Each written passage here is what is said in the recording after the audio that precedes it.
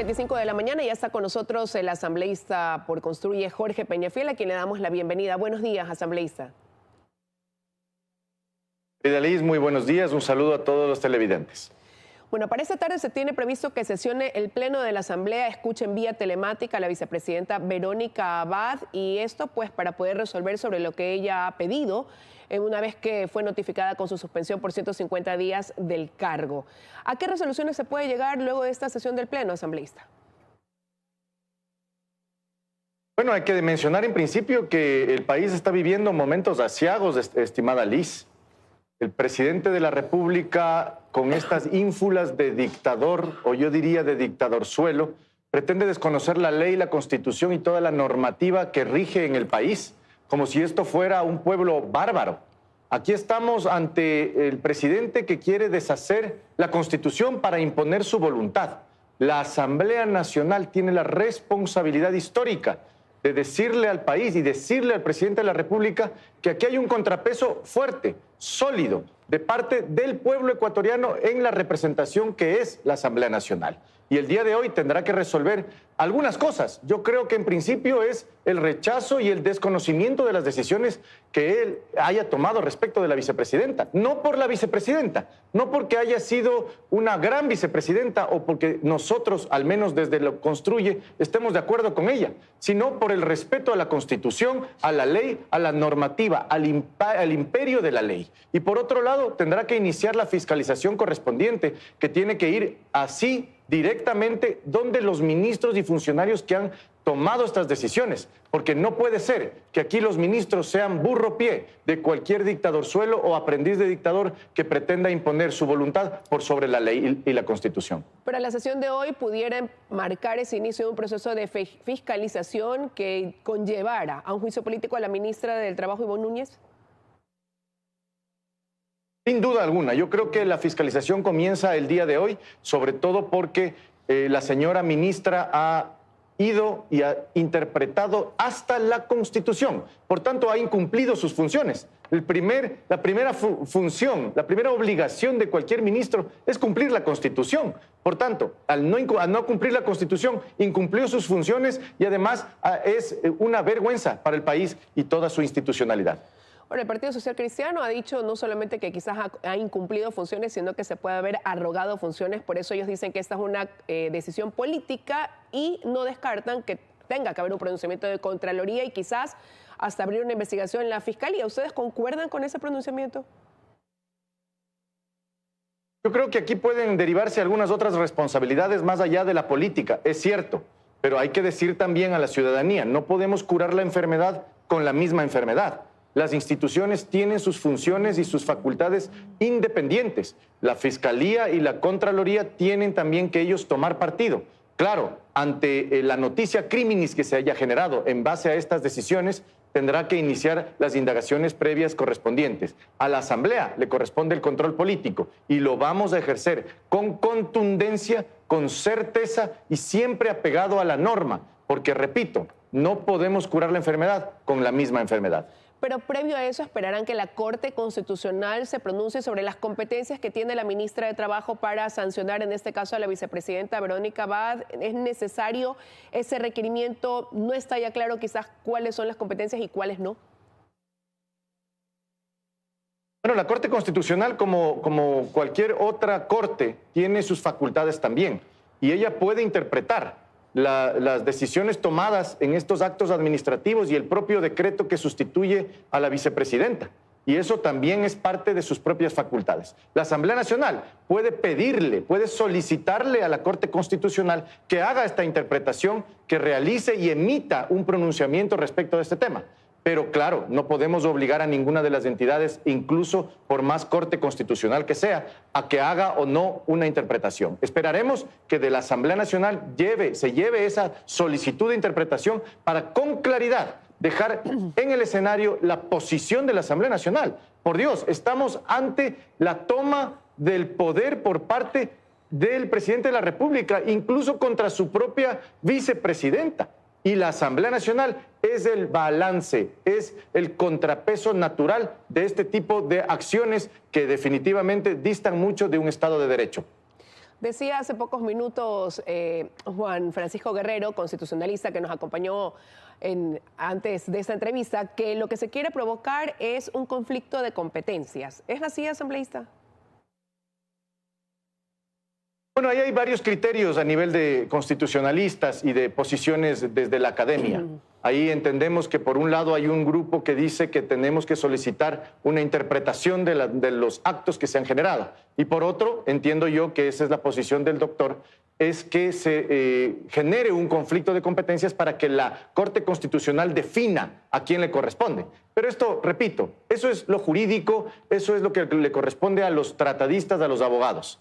Lo político, lo que la ciudadanía entiende respecto del poder, le corresponde a la Asamblea Nacional, porque nosotros somos el contrapeso al poder absoluto que en principio podría tener el presidente de la República si se le permite hacer este tipo de cosas. Por tanto, lo político nos corresponde a nosotros, lo jurídico y lo constitucional a la Corte Constitucional. ¿Qué acción tomar en ese tema? Habrá que ver qué tipo de interpretación termina decantándose en cuál de estas opciones. Pero lo propio es en la Asamblea Nacional. Nuestra posición va a ser muy clara a favor de la institucionalidad, mucho más allá de las personas, mucho más allá de las ideologías. Aquí está en juego los principios democráticos y lo que nos hace llamar república. Y por ende, eso es importantísimo para la gente y la ciudadanía, que sepa que aquí no hay mandamases ni tampoco dueños de Hacienda que pueden hacer con el país lo que ellos deseen. Ahora, he escuchado a la ministra de Trabajo argumentar esta resolución que tomó esa cartera de Estado. Ella dice que si bien la vicepresidenta fue elegida por votación popular, ella es una funcionaria pública. La diferencia es que no es una funcionaria pública de carrera y que por eso, pues, a través de lo que dice la LOCEP, sí se puede tomar la decisión de suspenderla, que no es lo mismo que inhabilitarla. Lamentablemente esa es yo creo, una interpretación antojadiza y traída de los cabellos, estimada Liz. No solamente por ese hecho, que es absurdo. ¿Cómo una ministra de un rango inferior puede sancionar a una vicepresidenta que está en el rango superior? Y no nos olvidemos que quien firma los documentos y los actos ni siquiera es la ministra de Trabajo. Es una funcionaria de segundo o de tercer nivel. Es decir, estamos ante el absurdo más grande del mundo.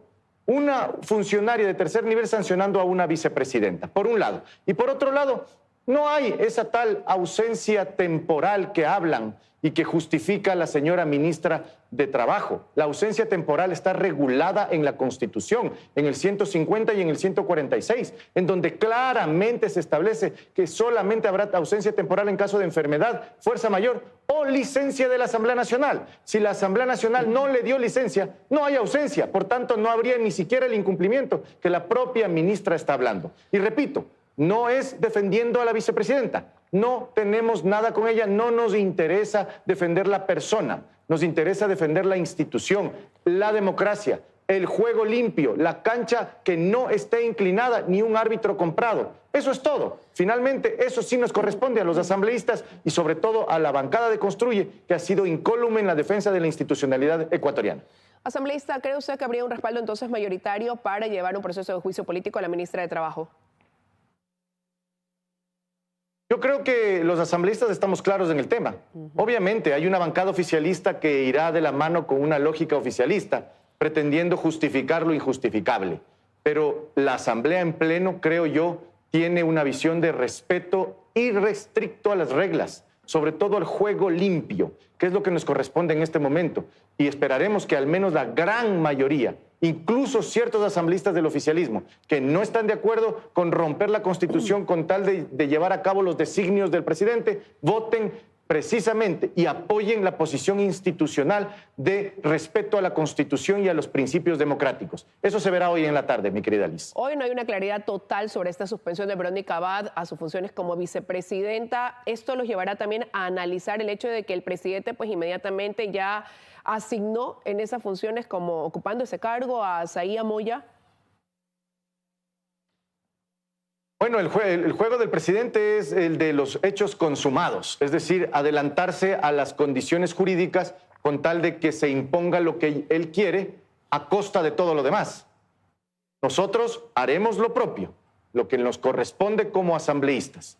De ahí, las otras entidades del Estado tendrán que tomar también sus propias decisiones respecto de iniciar sus propios actos.